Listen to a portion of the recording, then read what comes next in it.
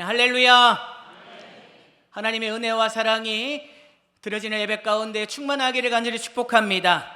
이 시간 좌우 앞뒤 성도님들과 이렇게 인사했으면 좋겠습니다. 우리 함께하는 인사 있죠? 감사합니다, 축복합니다, 사랑합니다, 감축사 감사합니다, 축복합니다, 사랑합니다. 이 시간 가운데 우리가 너무나 더운 날씨 가운데서도 불평하고 짜증이 나지만은 그럼에도 감사하고 또 서로를 축복하며 사랑하며 나아가시는 우리 서대전 성결교회 모든 성도님들 되시기를 주님의 이름으로 간절히 축복합니다. 이 시간 열왕기하 20장의 말씀을 가지고 내가 내 기도를 들었다라는 말씀 제목으로 함께 은혜를 나누고자 합니다.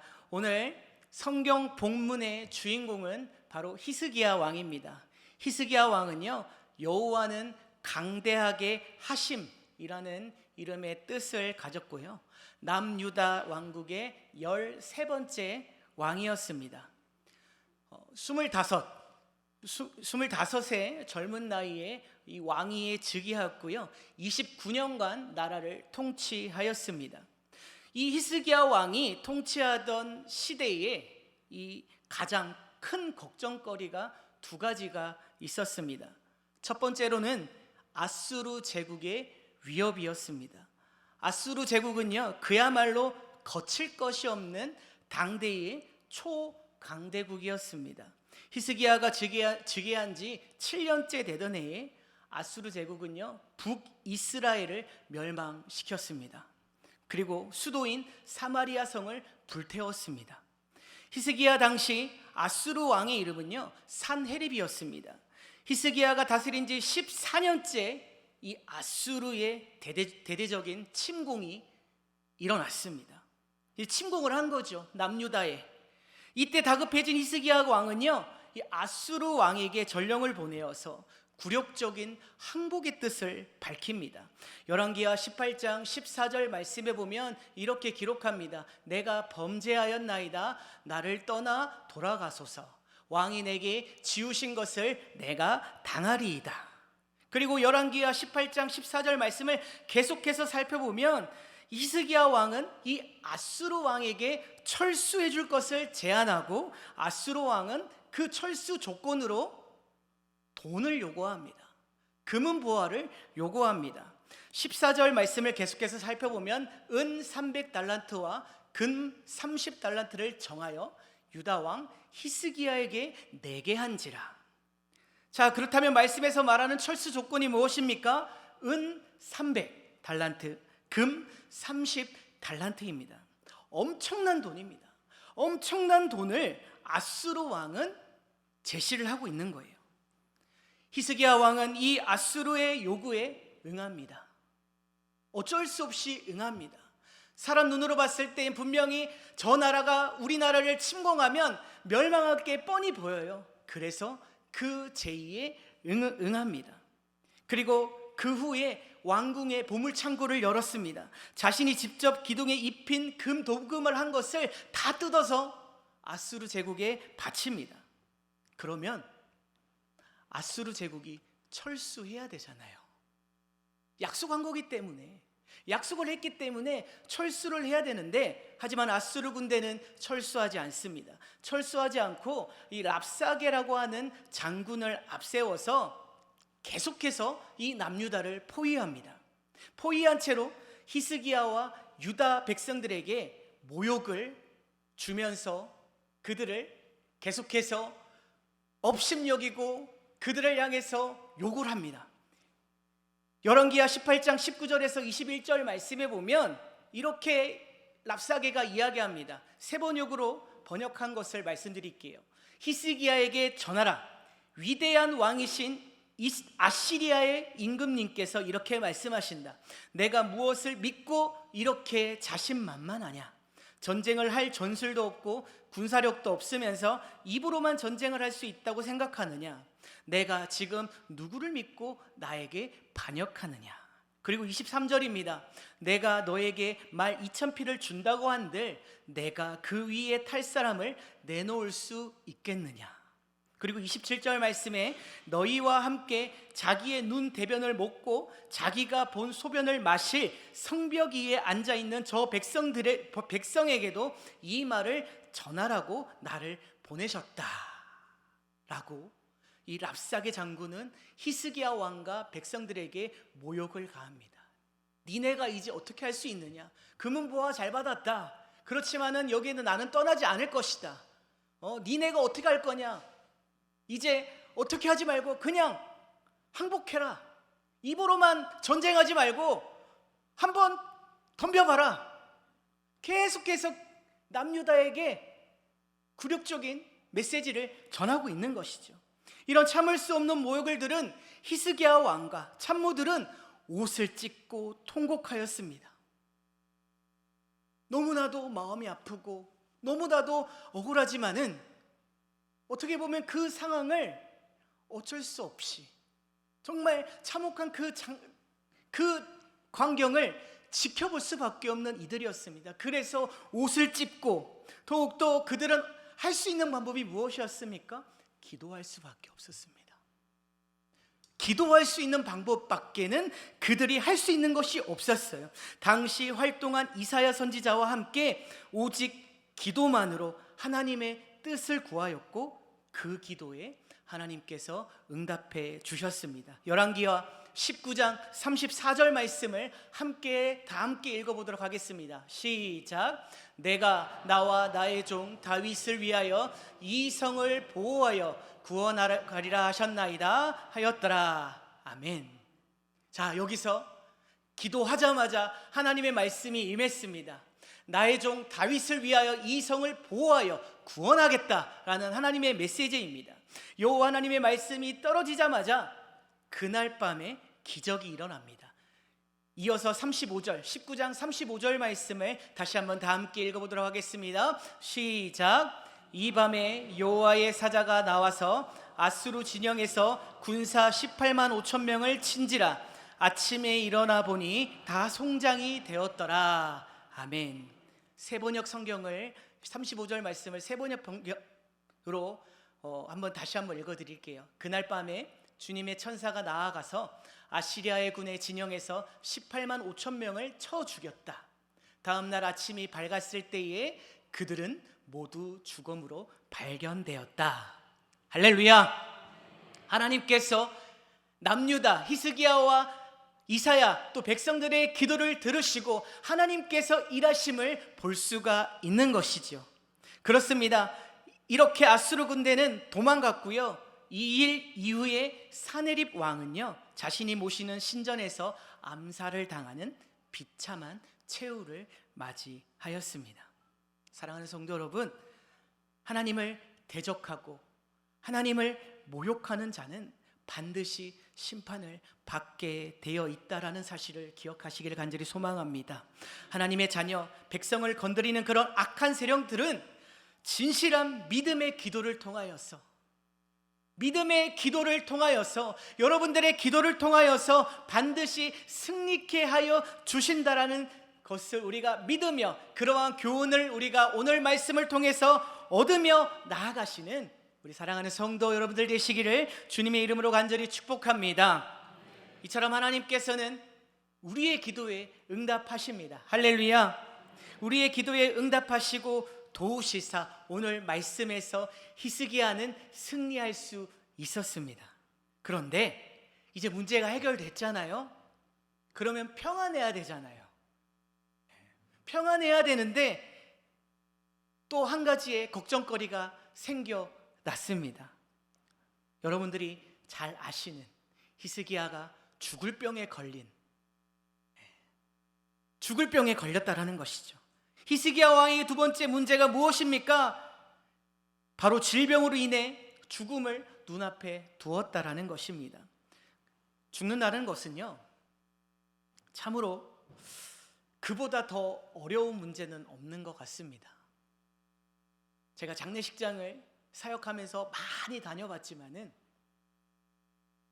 제가 MBTI로 따지면 F입니다.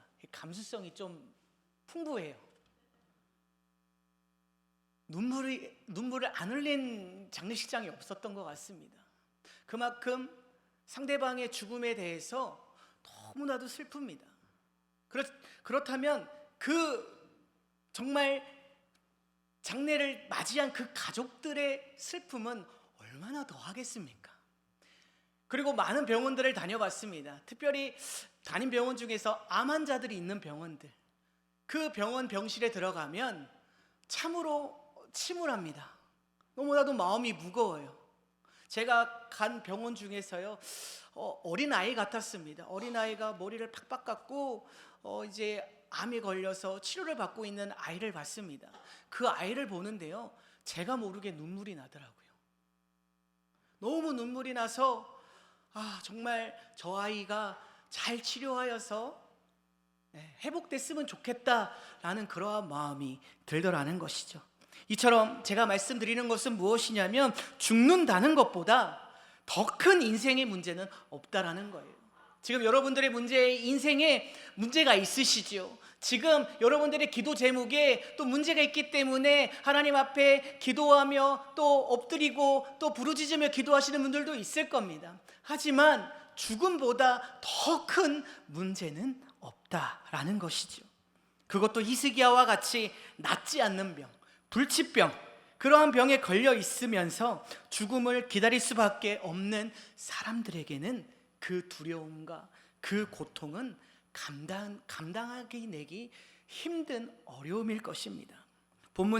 오늘 본문의 1절에서 히스기야가 병들어 죽게 되었을 때에 이사야 선지자가 찾아와서 이렇게 이야기합니다. 1절 말씀 다 함께 읽어보도록 하겠습니다. 시작. 여호와의 말씀이 너는 집을 정리하라. 내가 죽고 살지 못하리라 하셨나이다.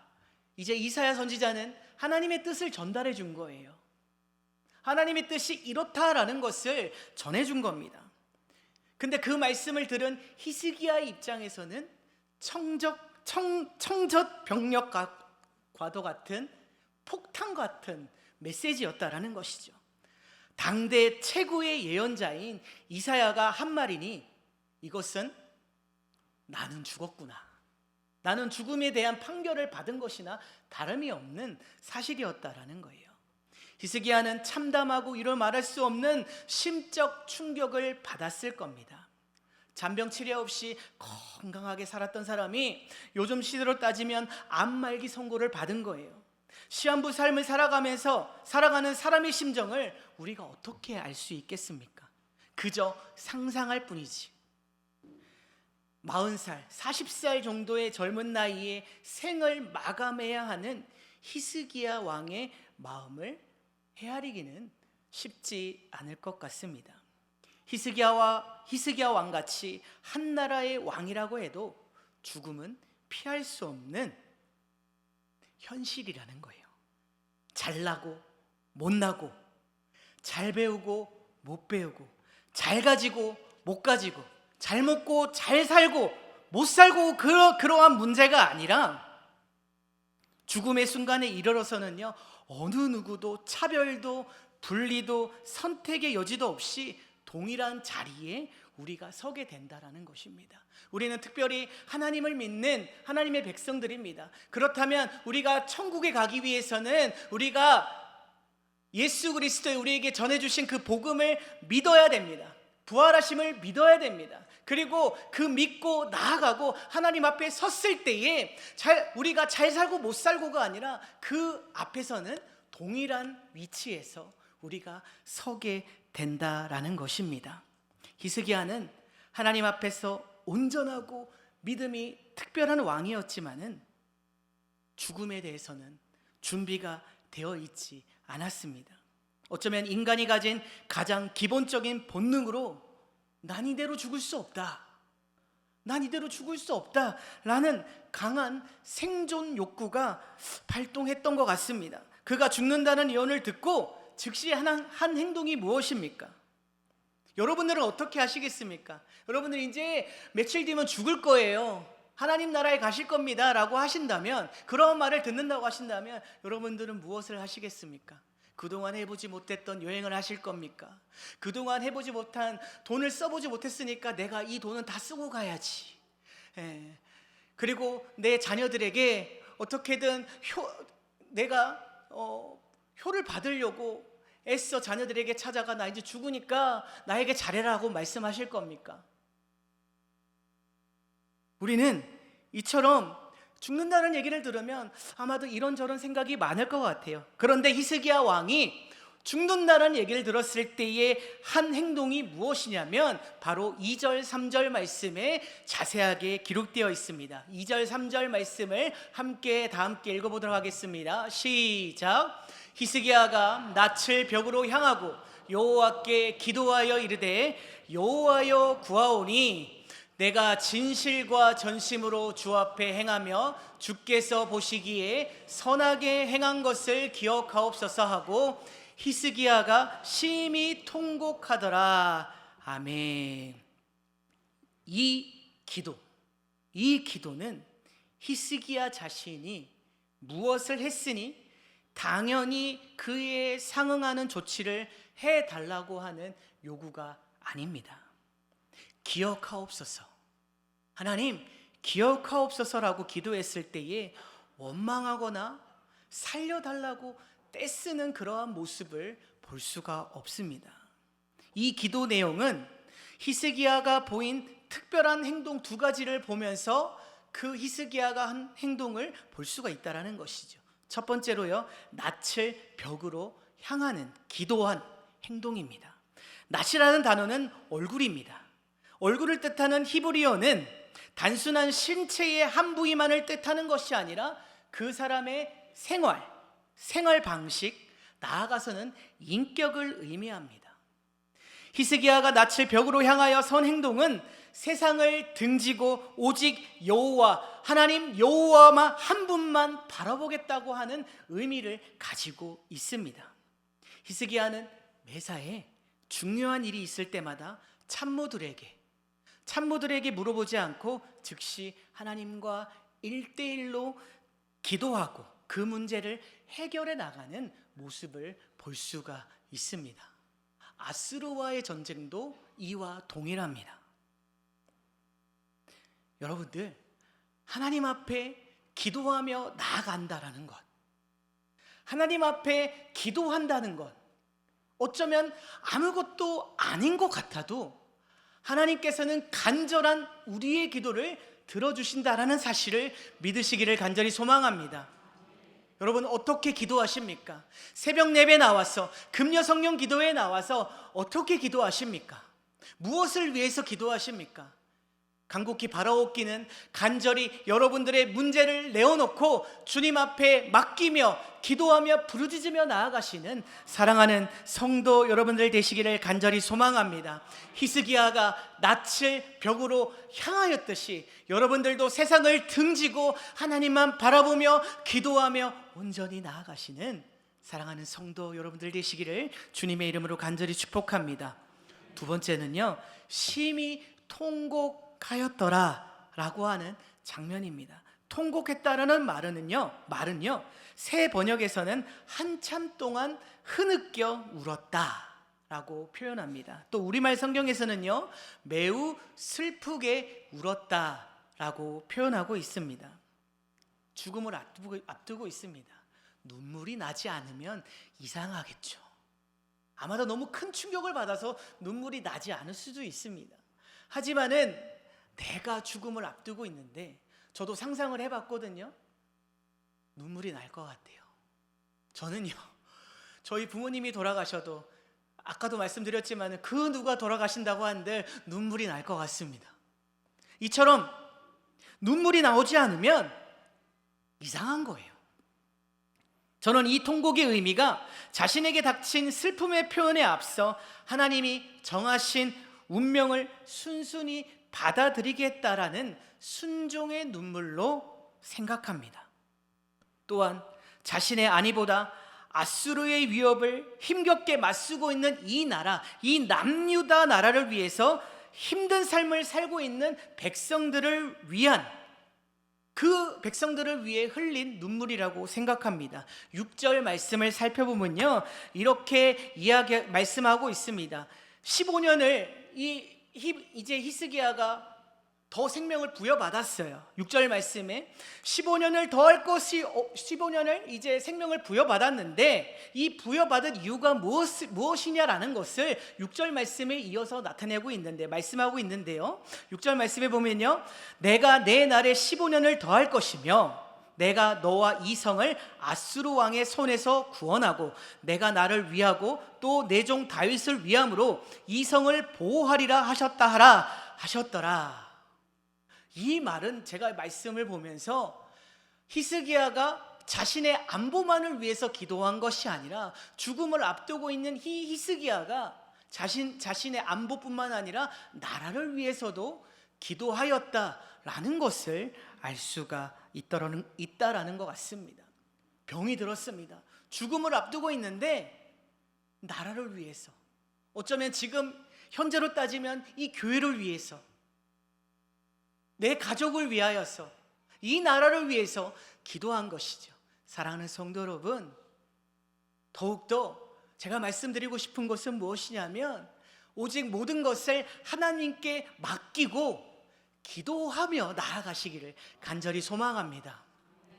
기도의 힘은 위대합니다. 믿으십니까?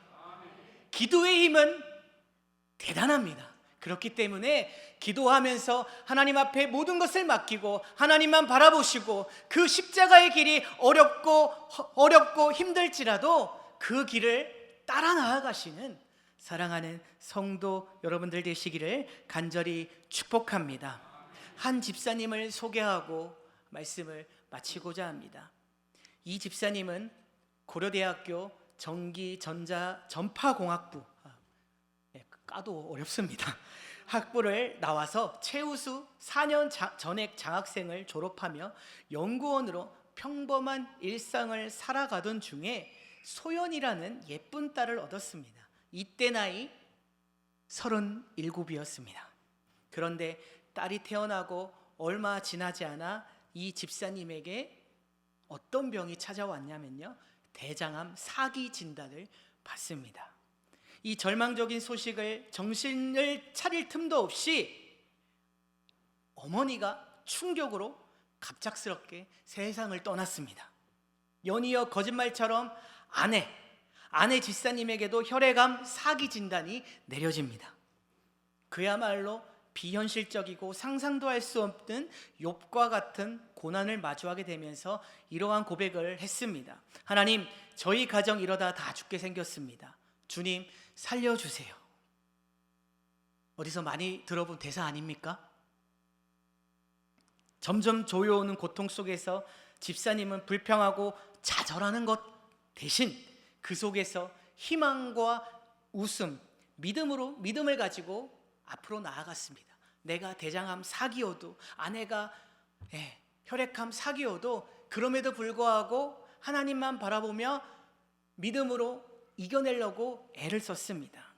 그리고 이렇게 말합니다. 오늘 나에게 주어진 하루가 인생의 마지막 날이라고 가정한다면 그 하루는 누군가를 미워하고 증오하면서 보내고 싶지 않다 라고 말하며 육체적으로 고통스러운 나날을 보내면서 맑은 정신으로 감사한 하루하루를 살아갔다고 합니다. 이 이야기의 주인공은요, 2017년 KBS에서 방송된 KBS 스페셜의 교회 오빠로 전해진 고 이간희 집사님의 가족의 이야기입니다. 이 이간희 집사님은 2018년 9월 16일 자신의 40번째 생일날 세상을 떠났습니다. 이후에 이 집사님의 이야기는 교회 오빠라는 영화로 또한 책으로 우리에게 기억되고 있고 또 알려져 있습니다. 저도 이 영화를 보면서 펑펑 울었습니다. 정말 옆에 아내가 있었는데요, 이 눈물이 나온 거 어떡하겠습니까? 창피한 것도 있었는데요, 너무 슬프니까요. 정말 그 울음을 가늠할 수 없을 정도로 정말 펑펑 울었던 것 같아요. 혹시 아직 이 영화를 보지 못하신 성도님들은요, IPTV에도 있습니다. 한번 집에 돌아가셔서 이 교회 오빠라는 영화를 한번 시청해 주셨으면 좋겠습니다. 어쨌든 우리에게 기억되고 있다라는 사실입니다. 죽음 앞에서 고맙습니다. 하나님 감사합니다 라고 고백하는 것은 쉽지가 않습니다. 이 죽음뿐만인가요? 우리의 어려움 앞에서, 우리의 힘듦 앞에서 하나님, 그럼에도 불구하고 하나님 믿음으로 나아갑니다, 감사합니다, 하나님 내가 이겨낼게요 라고 고백하는 것이 쉬운가요? 지금 날씨가 너무 덥죠. 힘듭니다. 지금 여기서 제가 2층에서 4층까지 올라오는데 너무 힘이 들더라고요. 우리 한 장로님이 4층에 있는데 제가 아이고 올라오니까 아이고 뭐 젊은 사람일까 아이고 거리냐고 그만큼 더워서 힘이 든다는 얘기죠. 그런데 우리는 이 더위 속에서도요, 우리 입술로 무엇을 고백합니까? 불평불만을 고백한다라는 사실입니다. 그럼에도 불구하고 그래도 감사합니다라는 고백이 나가지 않고 아이고 이 더위는 언제 끝나나 라는 고백을 한다라는 것이죠. 사랑하는 성도 여러분, 더욱더 우리가 히스기야처럼 낯을 벽으로 향하고 통곡할 때의 그 심정을 우리가 생각하며 기도했으면 좋겠습니다. 우리가 어려울지라도 힘들지라도 때론 정말 사단 마귀가 우리를 넘어뜨리려고 할지라도 우리와 함께 하시는 하나님, 우리를 인도하시는 하나님, 그 하나님만을 바라보며 온전히 나아가시는, 그리하여서 승리하시는 사랑하는 성도 여러분들 되시기를 간절히 축복합니다. 오늘 본문 말씀에 5절 말씀에 이렇게 하나님께서 이야기하고 있습니다. 내가 내 기도를 들었고, 또 6절 말씀입니다. 내 눈물을 보았노라. 내가 너를 낫게 하리니. 하나님께서 히스기야의 기도를 들으시고 이렇게 말씀하셨다라는 거예요. 사랑하는 성도 여러분, 기도하는 자에게는 능치 못할 일이 없습니다. 죽음까지도 이겨내게 하시고 살려주신 분이 우리 아버지 하나님이시라는 사실을 기억하시기를 간절히 소망하며, 전지전능하신 하나님만을 바라보며 승리하며 나아가시는 여러분들 되시기를 주님의 이름으로 간절히 축복합니다. 할렐루야.